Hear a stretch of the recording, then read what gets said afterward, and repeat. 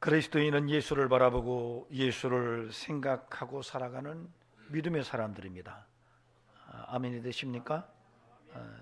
히브리서 12장 1절에서 3절을 여러분이 보시면 예수를 바라보라, 그리고 그 예수를 생각하라고 말합니다. 이러므로 우리에게 구름같이 둘러싼 허다한 증인들이 있으니 모든 무거운 것과 얽매이기 쉬운 죄를 벗어버리고 인내로서 우리 앞에 당한 경주를 경주하며 믿음의 주여 또 온전케 하시는 이인 예수를 바라보자. 그는 그 앞에 있는 기쁨으로 위하여 십자가를 참으사 부끄러움을 개의치 아니하시더니 하나님 보좌 우편에 앉아 계시느니라. 너희가 피곤하여 낙심하지 않기 위하여 죄인들이 이같이 자기에게 거역한 일을 참으신 일을 생각하라. 예수를 바라보고 예수를 생각하는 것이 믿음의 사람들의 삶이라고 분명히 말합니다. 사실은 바라본다, 생각한다라고 하는 것은 같은 말이죠. 히든 스트럭처로 보면 이것은 반복 강화의 구조로 읽을 수가 있습니다. 즉 다시 말하면 깊이 생각하라, 예수를 깊이 생각하라. 그런데 중요한 것은 예수를 바라봐라, 예수를 생각하라 라고 하는 것이 그냥 단순하게 예수를 바라보고 예수를 생각하고 사는 것 이상이라는 거예요. 그것은 단순하게 예수님을 생각하는 것으로 그치는 게 아니라 예수님의 말씀대로 살아가는 것까지도 그 범주를 확장한다는 것입니다. 즉 다시 말해서 예수를 생각하고 예수를 바라보는 성도는 거기서 끝나는 것이 아니라 예수님의 말씀을 마음에 되새기고 그분처럼 살아가고 그분의 가르침을 따라 순종하는 이러한 인생을 살아가는 것까지를 함축한다는 거예요. 그렇습니까? 여러분 그렇게 사시나요? 여러분 예수를 잃었다는 것은 길을 잃었다는 것입니다. 성도에게 예수가 없다는 얘기는 생명이 없다는 얘기예요. 예수가 없다는 얘기는 진리가 없다는 얘기입니다. 그래서 분명히 알아야 돼요. 그래서 예수가 없는 기독교는 상상할 수도 없으며 예수가 없는 그러한 신앙은 확인할 수가 없습니다. 우리가 끊임없이 예수를 깊이 생각하는 그런 성도이기를 주의 이름으로 축원합니다. 근데 왜 그러냐면요, 우리가 예수를 깊이 생각하지 않으면 세상에 선동당하기가 쉽기 때문에 그렇습니다. 아담과 하와는 하나님의 말씀을 깊이 생각하지 못하다가 사탄에게 선동당해서 하나님과의 관계를 단절해 놓습니다. 가룟 유다가 예수님을 깊이 생각하지 못하다가 그만 예수님을 은30에 팔아넘깁니다.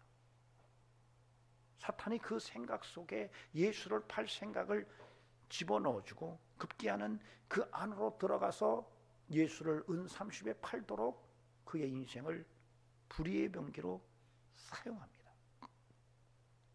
이스라엘 백성들은 사탄에게 미혹돼서 선동당해서 결국은 예수님을 십자가에 못 박습니다.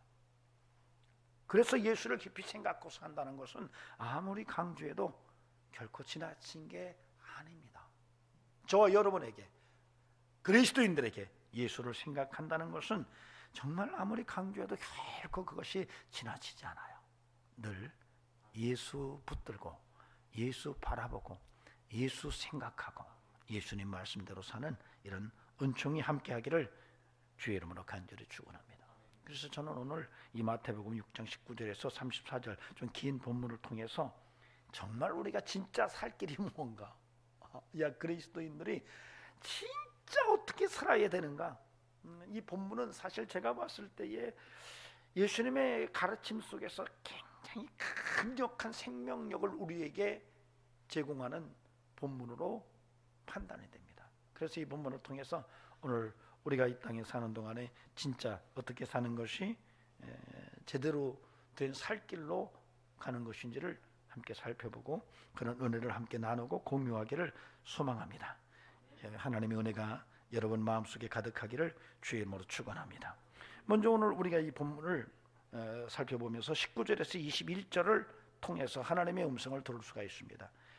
말씀을 보시기 바랍니다. 너희를 위하여 보물을 땅에 쌓아두지 말라. 거기는 좀과 동록이 헤하며 도둑이 구멍을 뚫고 도둑질하느니라. 오직 너희를 위하여 보물을 하늘에 쌓아두라. 거기는 좀이나 동록이 헤하지 못하며 도둑이 구멍을 뚫지도 못하고 도둑질도 못하느니라.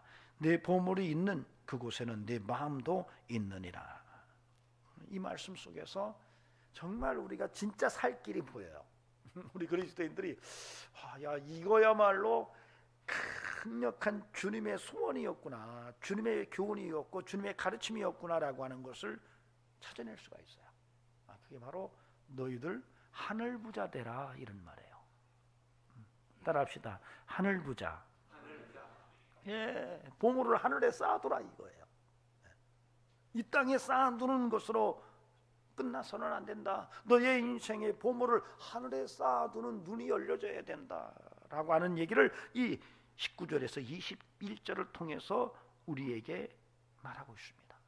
여러분, 저와 여러분이 적어도 그리스도인이라면, 그리고 영원한 본향을 생각하는 하나님의 사람들이라고 하면, 천국 시민권을 가진 성도라고 한다면 반드시 이 사실 하나만큼은 결코 양보하거나 결코 포기해서는 안 되는데, 그것은 바로 하늘 부자가 되어야 한다는 사실이에요. 모든 사람이 이 땅에서 부자 되기 원합니다. 아마 부자 되기를 거부하는 사람 흔치 않을 것입니다. 한번 손 들어볼까요? 나 부자 되기 싫거든요. 저만 손 들었네요. 다 부자 되시기 바랍니다. 다 부자 되시기 바라요.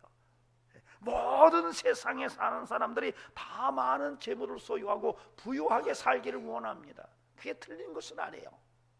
그럼에도 불구하고 주님은 제자들에게, 주님을 따르는 모든 성도들에게 정말 정확하게 말씀하십니다. 너의 인생을 이 땅에 부자로 사는 것으로 끝내지 말고 하늘의 부자 되는 인생을 향하여 나아가라. 저는 저와 여러분의 삶 속에 이 놀라운 은혜가 살아있어서 여러분 앞으로 인생을 살아가면서 나 25년도에 정말로 하늘 부자가 되고자 하는 뜨거운 열망을 마음에 담고 그런 삶을 살아내는 은혜가 함께 할 수 있기를 주의 이름으로 간절히 축원합니다. 우리가 이민을 가게 되면, 이민을 가기 전에 나의 모든 것을 다 이미 갈 나라로 옮겨놓고 갑니다.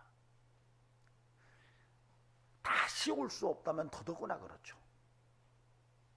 한 번, 두 번 더 올 수 있는 기회가 주어지면 그때 처리한다고 하지만, 그렇지 않다면 바늘 하나도 남기고 가면 안 된다고 생각하는 것이 이성 있는 사람들의 일반적인 사고일 것입니다. 그런데 놀랍게도 우리는 언젠가는 하나님 나라로 이민을 가게 됩니다. 하나님 나라로 이민을 가지 않을 사람이 하나도 없어요. 어떤 이는 지옥으로 가고 어떤 이는 천국으로 가지만 다 떠납니다. 어디에 쌓아두어야 하는지를 우리는 오늘 주님의 말씀을 통해서 좀 우리가 교훈을 받고, 저와 여러분이 하늘 부자 되고자 하는 열망을 내려놓지 않기를 주의 이름으로 축원합니다. 아멘. 예, 그래서 옆 사람하고 우리 하늘 부자 됩시다. 한번 서로 약속 좀 한번 해보시기 바랍니다. 예, 그런데 중요한 것은 예수님께서 이렇게 말씀하십니다. 19절 20절에서 반복적으로 하시는 말씀이 있습니다. 너희를 위하여, 오직 너희를 위하여, 이렇게 얘기하세요. 그러니까 하늘 부자가 되는 삶을 사는 것은 너희를 위하다, 너희를 위한다는 거예요. 공감하십니까? 여러분이 하늘 부자가 되려고 사는 것은 하나님을 위해서가 아니라는 거예요. 너희를 위해서라는 거예요. 이걸 놓치면 안 돼요.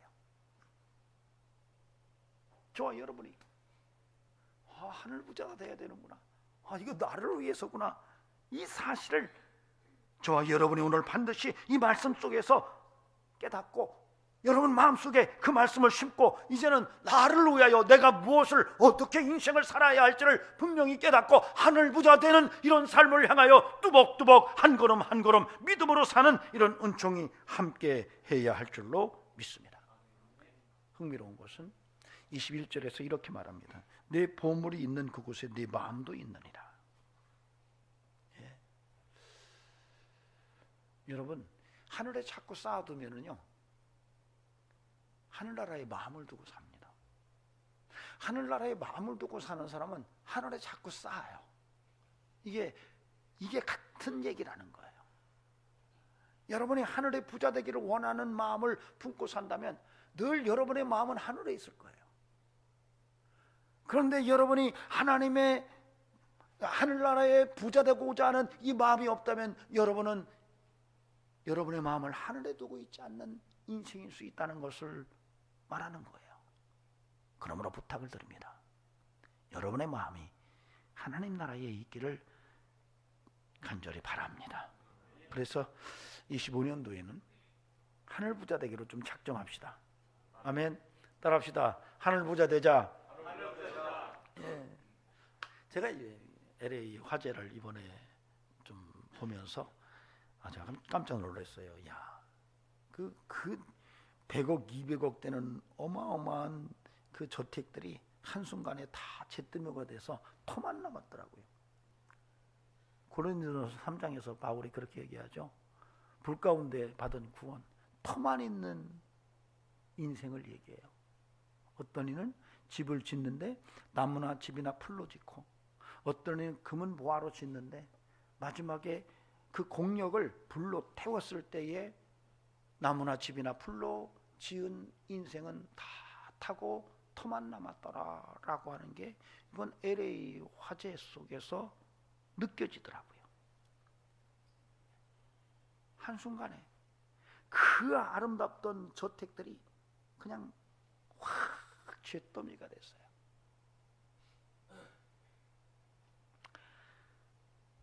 그런데 과연 이렇게 LA 화재가 지금도 아직 타고 있어요.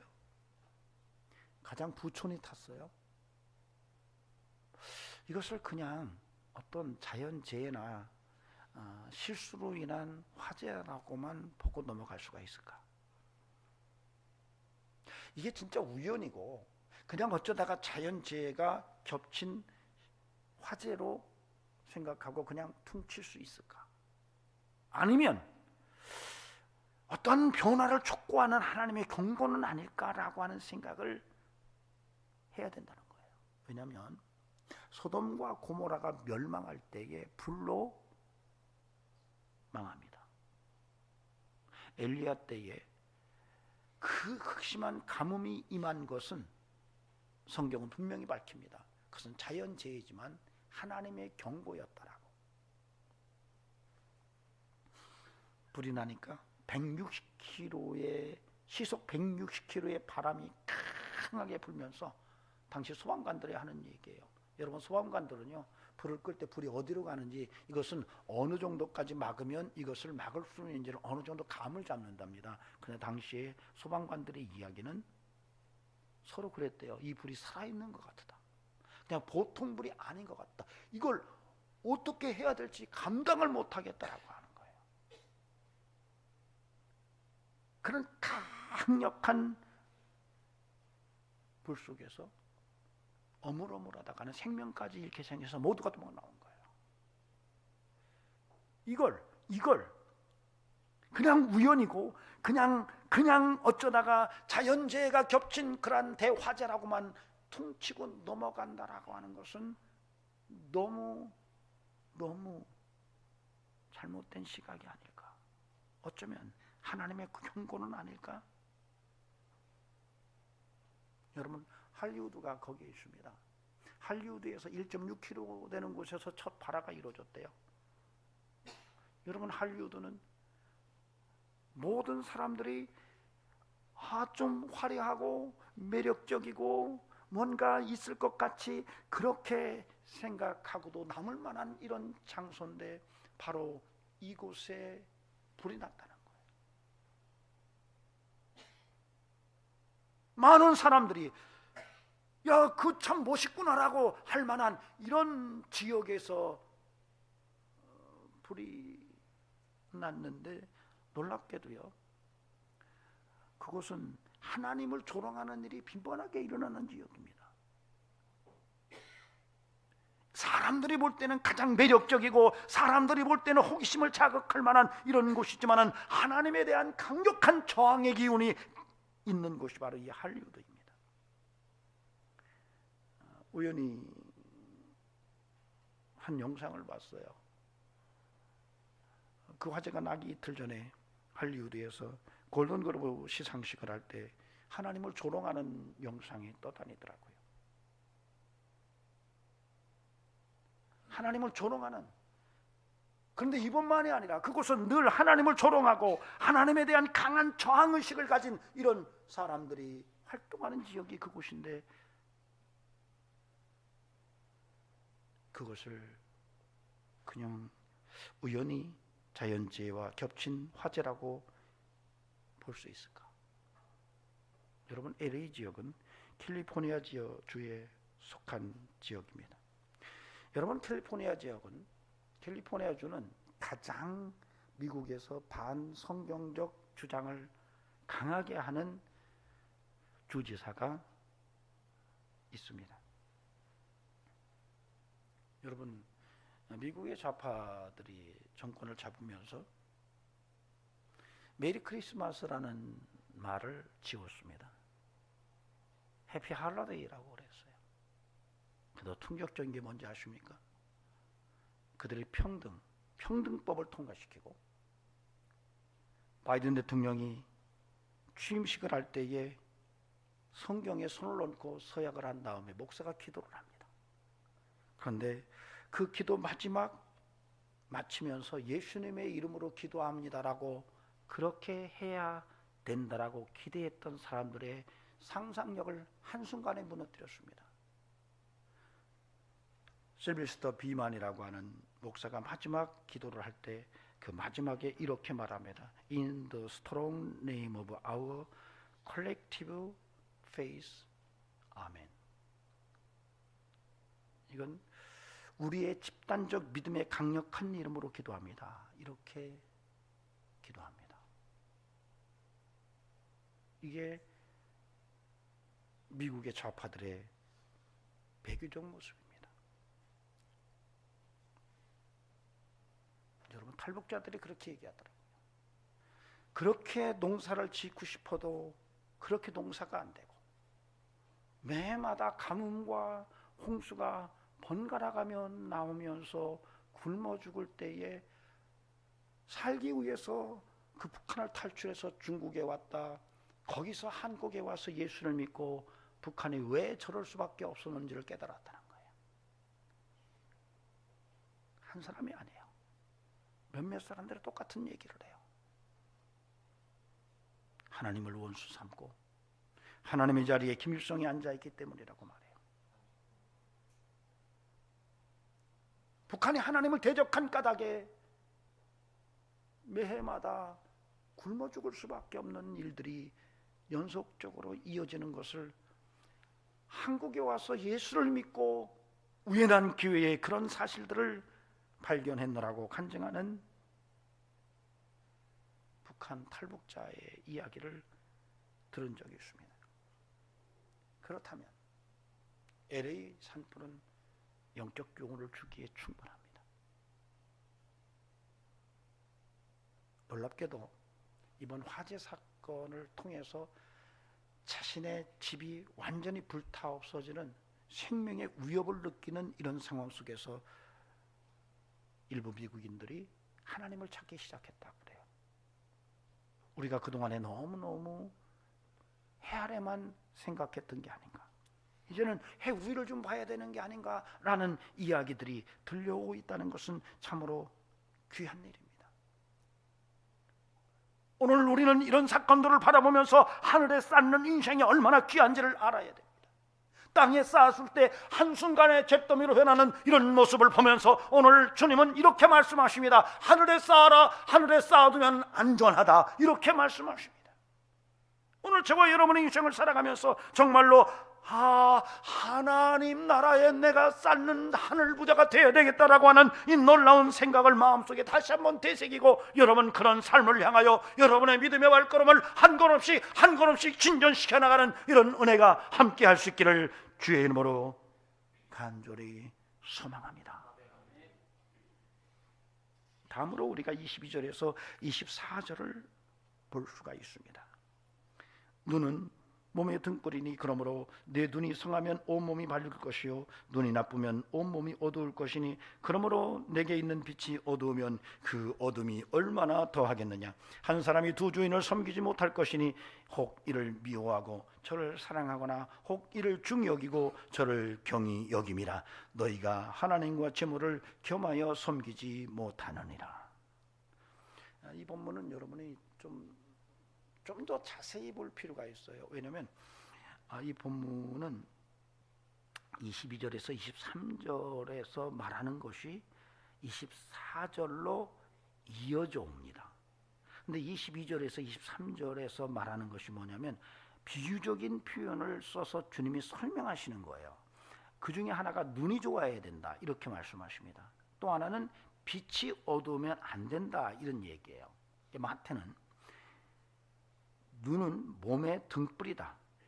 눈이 상하면 온몸이 눈이 성하면 온몸이 밝을 것이다 이렇게 얘기를 해요. 그러니까 눈이 성하면 온몸이 밝다 이렇게 얘기를 하면서 이어서 빛이 어두우면 안 된다라는 얘기를 해요. 그러니까 이 말은 주님이 인생에서 눈이 밝아야 되고 어두면 안 돼라는 말을 하시는 건데 마태는 그것을 강력하게 기록을 한 거예요. 뭘 기록했냐면 인생에서 정말 중요한 게 분별력이다라는 얘기를 하는 거예요. 인생에서 정말 중요한 게 분별력이다. 그리고 그 분별력의 대상이 뭔지를 설명하는 거예요. 인간들이 가장 분별하기 어려운 얘기를 하는 거예요. 24절에서 너희가 하나님과 재물을 겸하여 섬기는 이것에서 분별력이 가장 떨어진다는 얘기를 하는 거예요. 다시 말하면 사람이 인생을 살아가면서 가장 분별해야 될 것이 뭔지를 알아야 되는데 가장 분별하기 어려운 것이 하나님과 돈을 분별하는 것에 있어서 맹점을 갖고 있다라고 하는 얘기를 하는 거예요. 너희가 분별을 해야 돼. 정말로 눈이 밝아야 돼. 어떤 것을 바라볼 때 정확한 시각이 있어야 돼.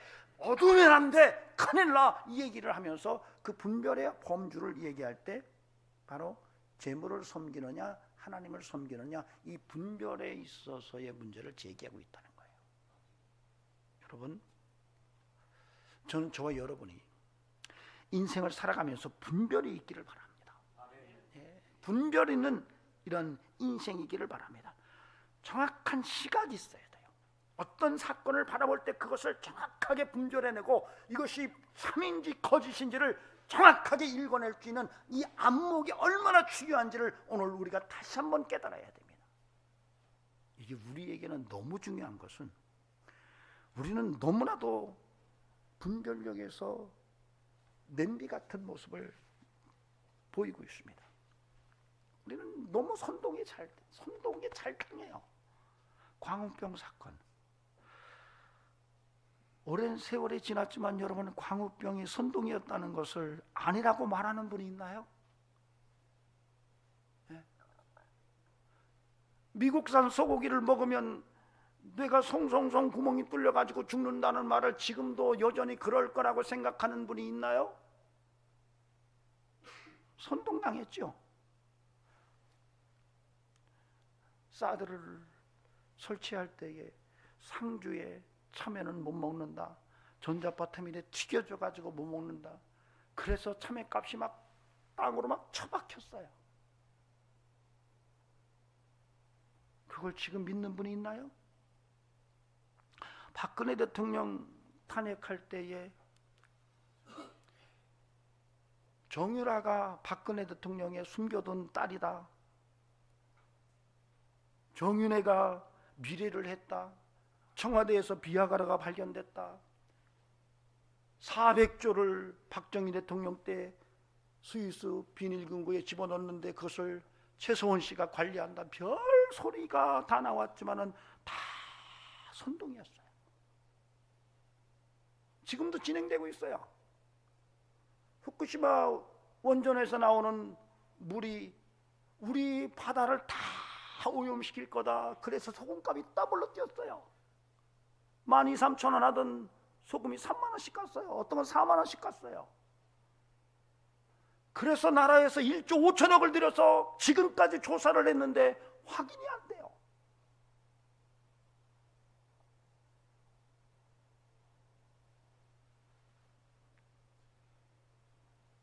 미국산 소고기를 먹느니 내가 청산가리를 입에 털어넣겠다고 말했던 연예인은 그들을 미국에 다니면서 해외여행을 하면서 수도 없이 미국 소고기를 먹었을 겁니다. 청산가리 입에 털어넣었다는 소리는 아직도 들리지 않고 있습니다. 어떤 분은 미국산 소고기 문제를 제기해놓고 자기 두 딸은 뒤로 미국에 유학 보내놓고 본인은 미국산 소고기 음식점 냈습니다. 국민들은 선동이 됐던 거죠. 우리는 너무 빛의 속도로 선동당하는 것 같아요. 분별하시기 바랍니다. 분별하시기 바랍니다. 네. 뭐가 참인지 뭐가 진실인지 뭐가 거짓인지를 좀 조금 더 분별하고 사는, 조금 더 헤아릴 줄 아는 이런 눈이 우리에게 지금 요구되고 있습니다. 사실 저는 목사로서 더불어민주당을 별로 안 좋아합니다. 이걸 저한테 뭐라 그러면 정말 별로 바꿀 생각 없어요. 왜 그러냐면은 아니 더불어민주당은 없어졌으면 좋겠어요. 제 생각, 개인적인 목사의 입장입니다. 왜냐하면 너무 반성경적이에요. 그리고 선동을 너무 잘합니다. 이거 거짓이거든요. 그리고 그들이 주장하는 게 LGBTQ라든가 평등법이에요. 여러분 아까도 말했죠. 평등법 통과되면 예수님의 이름으로 기도 못합니다. 우리의 집단적 믿음의 강력한 이름으로 기도합니다. 이렇게 기도해야 돼요, 목사가. 미국에는 어떤 목사님이 그러는 거예요. 자기가 어떤 정치 모임에서 기도를 했더니 그 사회자가 돌아가지고 귓속말로 그러더래요. 목사님 그냥 편하게 평소에 기도하던 대로 그렇게 기도하세요 그러더래요. 그래서 예수님의 이름으로 기도합니다 라고 기도했더니 전화가 얼마나 오는지 목사님 너무 감사합니다. 예수님의 이름을 찾아줘서 너무 고맙다고 전화가 수백 통이 오더래요. 지금 우리가 이런 상태에서 신앙생활을 하고 있습니다. 그런데 더불어민주당이 이런 LGBTQ라든가 평등법을 사력을 다해서 법안을 만들려고 그래요. 어느 날 갑자기 성아가 여자친구를 데리고 왔는데 내 남편이라고 한다면 받아들이겠어요? 라임이가 어떤 여자를 데리고 와서 내 아내라고 말하면 받아들이겠어요? 현준이가 어떤 남자를 데리고 와서 내 아내라고 아빠, 엄마, 내 아내야 라고 소개하면서 결혼하게 해달라고 하면 받아주겠어요? 이게 LGBTQ예요. 트랜스젠더의 모습이에요. 이런 모습과 왜 마가운동에 개입했습니까? 그의 자식 중에 하나가 트랜스젠더가 됐어요. 너무 마음이 찢어지는 거예요. 당해보면 알아요. 여러분 이 더불어민주당은 종교타원주의를 법안을 만들어서 끝까지 관철시키려고 애를 씁니다. 목사님들에게 계속 문자가 와요. 지금 더불어당에서 계속 그 LGBTQ와 그 다음에 평등법을 통과시키려고 하니 국회에다 청원을 넣어달라고 올 때마다 하지만 한 번밖에는 못해요. 근데 저보고 민주당을 지지하라고 한다면 저는 할 수가 없어요. 그들은 오직 한 분, 오직 예수 하나님을 인정하지 않습니다. 왜냐고요? 그들은 사회 구원을 원합니다. 우리는 성경에서 개인 구원을 고백하잖아요. 누구든지 예수를 개인적으로 인격적으로 만나면 구원받고 천국 가는 이런 복음의 구원 진리를 깨닫고 있는데 여러분 왜 평등법을 저들이 저렇게 주장하는지 아십니까? 여러분 원래 좌파들은 해체주의, 포스트 모더니즘 해체주의의 영향을 지독하게 받고 있습니다. 여러분 해체주의는 모든 가치관을 다 무너뜨립니다. 그러니까 한 번 하나님, 전통, no. 왜 한 번 하나님이야? 남자와 여자, no. 역사 그거였어? 아닌데? 이게 이제 해체주의와 연결돼 있어요. 그런데 이 좌파들은 사회 구원을 말합니다. 즉 다시 말하면 예수 그리스도를 인격적으로 개인이 믿고 구원받고 죄사함 받고 천국 가는 논리가 아니라 세상이 평등하게 되면 이 사회가 전체가 구원받았다고 보는 원리를 적용합니다. 그러니까 법관의 망치나 노동자의 망치가 평등해지면 그 사회는 다 구원받았다고 보는 거예요. 이 논리가 작동합니다. 그래서 기독교도 평등을 주장하는 거예요. 여러분, 하나님은 평등을 말하지 않습니다. 공정을 말합니다. 하나님은 평등을 말하지 않아요. 공정을 말합니다. 사회가 평등해지면 구원받은 것은 성경 어디에서도 찾아볼 수가 없는데 그걸 주장해요.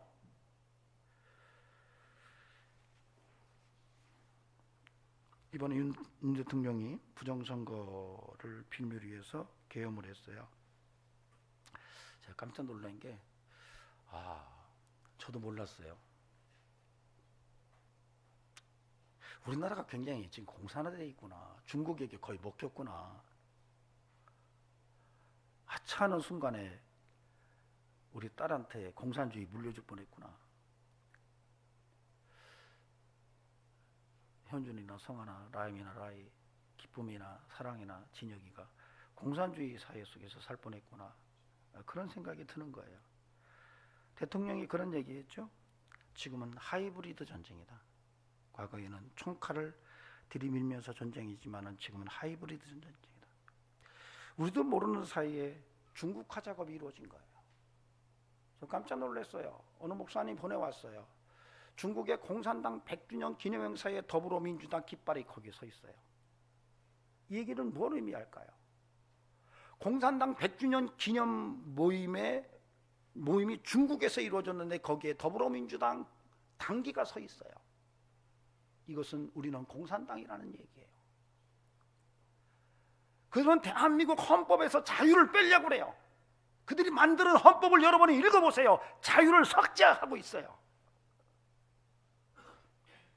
이걸 경고음을 낸 거예요.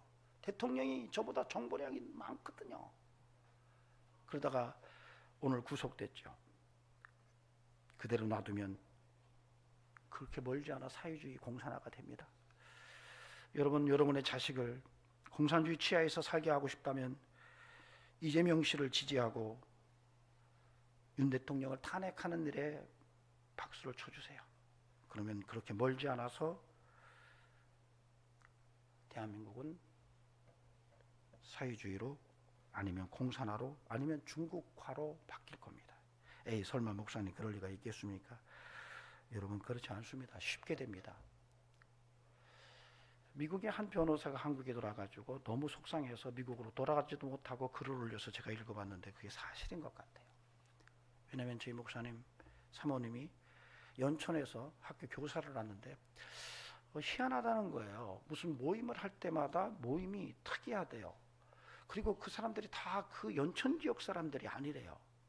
그래서 어디서 오셨어요? 그러면 다 전라도 목포 쪽에서 와 있대요. 근데 자기들이 똘똘똘똘 뭉쳐 뭘 하는데 희한하대요. 껴들어갈 수도 없대요. 목사님이 희한한 일이 많이 벌어져서 이걸 어떻게 설명해야 돼요? 심각해요. 그렇게 얘기를 하더라고요. 근데 이 변호사가 뭐라고 얘기했냐면 1800개의 이미 이 하부 조직에 공산당 조직이 형성되어 있다고 말하는 거예요. 안 믿고 싶어요. 울산 MBC에서 공개적으로 인민이라는 말을 썼는데 그것을 따지니까 사과 방송을 했어요. 여러분, 지금 아차하는 순간에 큰일을 날 수가 있어요. 저는 이번에 우리 젊은 세대 우리 전병인 집사나 조은경 집사나 조은석 집사나 애들 데리고 밤중에 한번 나가보세요. 아주 좋은 돈으로 살 수 없는 교육이 될 거예요. 집회 현장에 가서 대통령 탄핵을 찬성하는 사람들의 모습을 한번 가서 보세요. 반대하는 사람들의 모습을 보세요. 그리고 누가 옳은지를 자녀들에게 한번 써보라고 해보세요. 여러분, 요즘에 초등학교 5, 6학년 중고등학교 되면 다 합니다. 걔들이 보는 눈이 정확해요. 부모들이 뭐라고 설명할 거 없어요. 걔들 데리고 가서 너희들이 이 두 모임을 봐라. 보고 대통령을 탄핵하자고 하는 무리들과 탄핵을 반대하는 무리들의 모습에 대해서 너희들이 느낀 대로 한번 써봐라 하면 거기서 답이 나와요. 이건 돈 주고 살 수가 너무나도 좋은 교육의 현장이 지금 우리에게 지금 드러나고 있어요.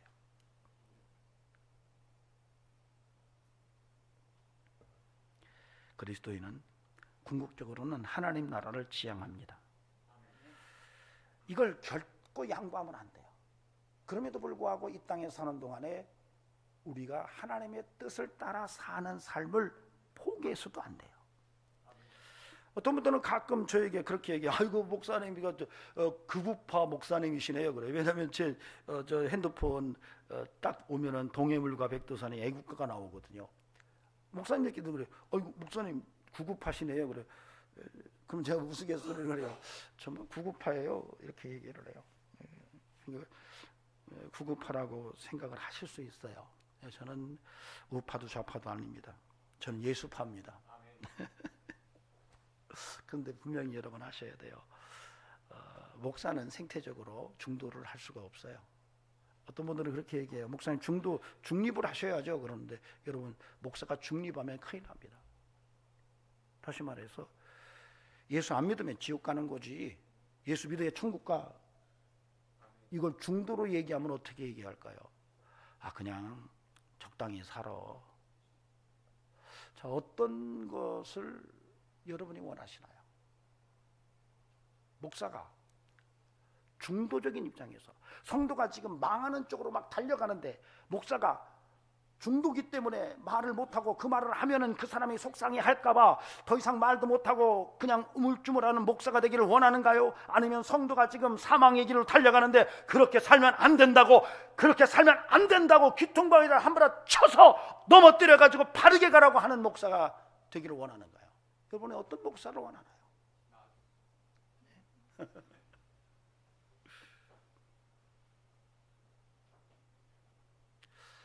만약에 제가 좀 우파적인 것이라고 느껴진다면 여러분 우파라고 생각하지 마십시오. 성경이 그렇기 때문에 제가 그렇게 보일 뿐입니다. 미국의 건국의 아버지들이 민주주의를 만들 때, 삼권 분립의 미국 민주주의를 만들 때 한 얘기가 있습니다. 우리가 실험하는 이 공화국이 실패한다면 세계는 민주주의가 불가능해진다고 생각을 했어요. 그들이 어느 날 갑자기 뚝딱뚝딱뚝딱 계집 만들듯이 민주주의를 만든 게 아니에요. 그 건국의 아버지들이 철저하게 청교도 신앙인들이었어요. 신앙의 자유 때문에 자기가 살던 터전을 버리고 미국으로 온 사람들이 만든 체제가 미국 민주주의 삼권분립 체제예요. 이게 실험을 해서 실패한다면 세계는 이제 희망이 없다라고까지 봤어요. 그래서 그 미국의 민주주의는 성경 속에서 나온 거예요. 바로 그것을 따라가는 사람들이 대부분이 우파라고 하는 사람들이에요. 그들이 우파가 아니에요. 성경적이기 때문에 우파처럼 보이는 거예요. 제가 여러분이 볼 때 좀 우파처럼 보인다면 목사님이 우파이기 때문에 그렇게 보이는 게 아니라 목사님이 성경적이기 때문에 그렇게 보여지는구나라고 여러분이 이해하시면 돼요.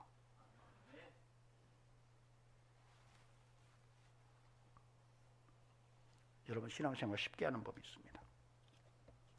목사가 못된 목사가 아니고 우리 목사님 보니까 참 괜찮어, 머리가 좀 빠져서 그러지 괜찮아, 이렇게 생각을 하신다면 그냥 쉽게 목사님이 하는 대로 하면 돼요. 이호일 집사님한테 집사님 담배 술 끊으세요. 목사님이 나한테 담배 술 끊으라고 그러네. 끊어야지. 근데 어느 날 집사님 수요예배도 나오세요. 목사님 이제 수요예배 나오고 그러시네. 나가야지. 목사님, 집사님 기도 좀 더 하셔야 돼요. 기도 안 하고 그렇게 어떻게 사셔요? 목사님 나한테 기도하라고 그러시네. 그래 좀 기도해야지. 여러분 그냥 그렇게 하시면 괜찮은 거예요. 그런데 목사님이 담배 끊어라, 술 끊어라 그러는데 뭔 또 목사님이 이상한 얘기 하셔. 수요예배 나오라. 에이 뭘 내가 지금 뭐 시간이 어디 있다고. 기도도 하라. 나 기도 못해요. 이렇게 얘기하면 믿음이 성장을 못합니다. 근데 제가 지금까지 목회를 하면서 한 가지 분명한 것은 축복도 못 받더라고요. 그러면 축복도 못 받더라고요. 그러니까 여러분 잘 하시기 바랍니다. 그래서 눈에 보이는 것은 아니에요. 제가 목회를 평생 하면서 경험한 거예요. 그냥 목사님 어떻게 할까요? 목사님 집사님 그렇게 하세요. 아 그래요? 알았습니다. 목사님 하나님께 할게요. 목사가 목축업자가 아니라면 그거 괜찮은 거예요. 그럴 수 있기를 주의 이름으로 축원합니다. 22절에서 23절에서 분별력을 말하면서 너희가 재물과 하나님을 겸하여 섬기지 못하는 것을 알고 그걸 분별해라. 여러분 재물이 하나님이 되지 않기를 바랍니다. 아멘. 누가 왕인가요? 하나님이 왕이에요. 돈이 결코 왕이 될 수 없어요. 이거 분별할 줄 알아야 돼요. 이거 분별 못하면 망합니다. 가장 치명적인 실수예요. 사실 그래서 그리스도인들은 돈이 최고요라는 말도 입에 담으면 안 돼요. 뭐니 해도 머니가 최고야라는 말조차도 입에 담는 것은 유익이 안 돼요. 믿음으로 돈을 이겨야 돼요. 여러분이 믿음으로 돈을 이겨야 됩니다. 돈에게 치면 안 돼요. 여러분이 돈을 이기고 하나님을 왕으로 붙들고 사는 이런 성도가 되어야 한다는 것입니다. 하나님을 사랑하지 아니하고 돈을 사랑하면 일만하게 뿌리라고 성경은 분명하게 선을 긋고 있습니다. 그러므로 저는 저와 여러분의 삶 속에 끊임없이 하나님과 돈을 겸하여 섬기지 않는 영성, 그런 분별력을 정확하게 붙들고 사는 이런 은혜가 저와 여러분의 삶에 함께할 수 있기를 주의 이름으로 축원합니다. 마지막으로 25절에서 34절을 보시겠습니다. 이 본문은 제가 읽지는 않겠습니다. 여기서 이야기하는 것은 너희가 뭘 먼저 구할지를 좀 알고 살아라. 뭐 너무 염려하지 마. 뭘 먹을까, 뭘 마실까, 뭘 입을까 너무 염려하지 마. 따라합시다. 염려하지 말자. 염려하지 마라. 염려하지 마라. 야, 들의 백합화를 봐. 하늘나는 새를 봐. 하나님이 다 입히시고 먹이셔. 너희가 하물며 하나님의 자녀 아니냐? 그렇다면 염려하지 말고 먼저 주의 나라와 주의 의를 구하는 삶의 우선성을 정확하게 하고 살아. 그러면 그 모든 것을 더하신다. 이렇게 이야기를 하고 있는 것입니다. 전 저와 여러분에게 그런 은혜가 있기를 바랍니다. 여러분 좋은 옷도요, 단추를 잘못 끼면은 옷이 폼이 안 납니다. 여러분이 한번 해보세요. 비싼 옷을 입고 단추를 하나만 어긋나게 껴보시기 바랍니다. 옷의 기능을 상실할 것입니다. 인생을 살면서 첫 단추를 잘 끼고 삶의 우선순위를 잘 정할 때에 우리의 인생이 아름답습니다. 매력적이 될 수가 있어요. 부탁드립니다. 먼저 주의 나라와 주의 의를 구하는 첫 단추를 잘 끼고 사시기를 주의 이름으로 축원합니다. 아멘. 먼저 주의 나라와 주의 의를 구하는 삶을 살면 나머지는 다 더하신대요. 이걸 믿으십시다. 이것을 합법적으로 믿고요. 주님, 저 그냥 하나님이 먼저입니다. 예수가 먼저입니다. 말씀대로 살겠습니다. 이게 먼저인 것을 제가 믿습니다 하고 그 다음에는 하나님께 당당하게 합법적으로 구하시기 바랍니다. 하나님의 언약이니까 그 말씀 붙들고 하나님 정말로 내 영적인 것을 먼저 첫 단추 잘 꼈으니까 하나님 나머지는 하나님께서 개입해 주세요 하고 하나님께 기도한다면 하나님의 은혜가 여러분의 삶에 부족함이 없는 삶으로 이끌어내실 줄로 믿습니다. 진짜 살 길이에요.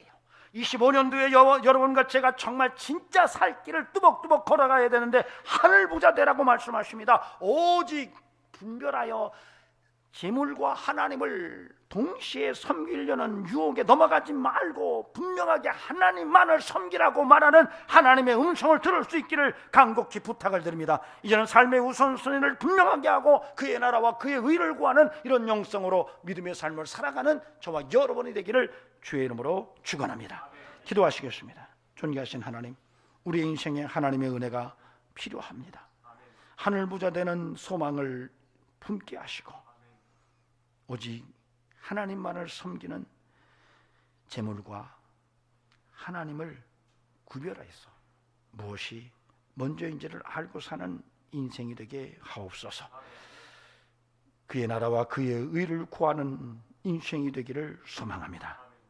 이제는 우리 구주 예수 그리스도의 은혜와 하나님 아버지 살아계심과 성령님의 역사하심이 오늘도 예수 그리스도 안에서 진짜 살 길이 무엇인지를 말씀을 통해서 깨닫고 그렇게 살기를 원하는 심령들에게 지금부터 영원토록 함께 하시기를 간절히 축원하옵나이다. 아멘.